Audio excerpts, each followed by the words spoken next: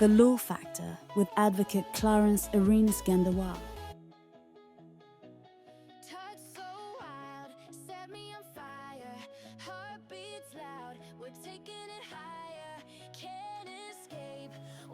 Corruption does not always wear a mask. Sometimes it wears a statute. Sometimes it hides behind a regulation. Sometimes it is legalized, not by conspiracy but by weakness. Across procurement offices, licensing boards, and regulatory agencies, misappropriation thrives not because the law is absent, but because the law is vague, discretionary, and unenforced. Over to you, advocate. Thank you, Stella. Greetings of the day. A statute that lacks clarity is not law. It is a loophole.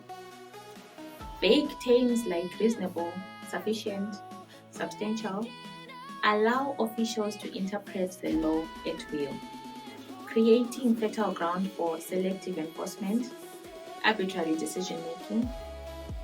Discretionary powers, when unchecked, become instruments of favoritism. Licensing boards that may issue permits, procurement officers who may disqualify bids, these are not safeguards, they are vulnerabilities. Enforcement loopholes, missing deadlines, undefined penalties, fragmented oversight, allow misconduct to flourish without consequence. The result is predictable. Corruption becomes procedural. Misappropriation becomes routine.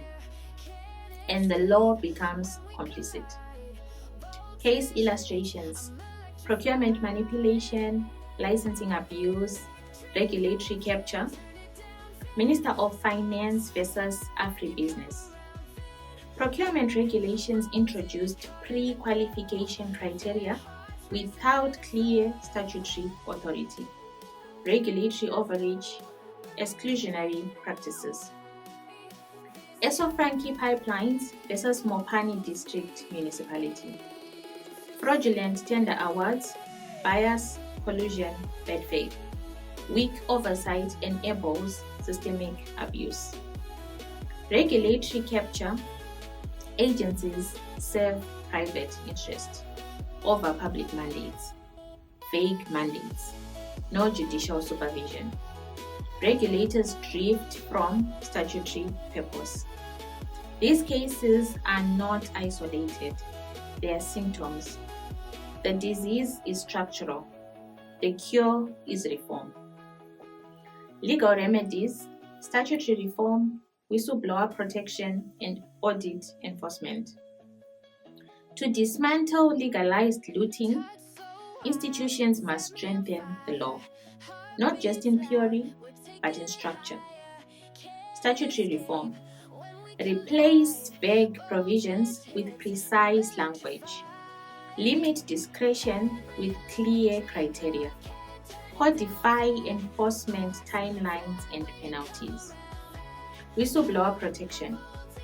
Safeguard those who expose corruption. Enact anti-retaliation clauses.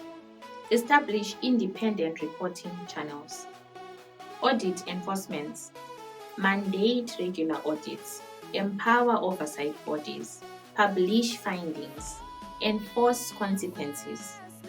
Reform is not cosmetic. It is constitutional. It restores integrity, rebuilds trust, and reclaims public resources. Advisory note: how institutions can identify and challenge legal gaps. Legal gaps are not invisible. They are identifiable. Institutions must audit their frameworks, review statutory language, map enforcement failures. Strategic steps include gap analysis, compare statutory mandates with operational realities. Legal review, assess ultra-virus risks and procedural inconsistencies. Policy advocacy, draft reform proposals and mobilize legislative support. Judicial action, challenge vague or unlawful provisions through litigation and review. Institutions must not wait for scandal. They must act on structure. Because when the law is weak, governance is vulnerable. And when governance fails, justice is denied. The law moves forward, you must move with it. See you next Thursday.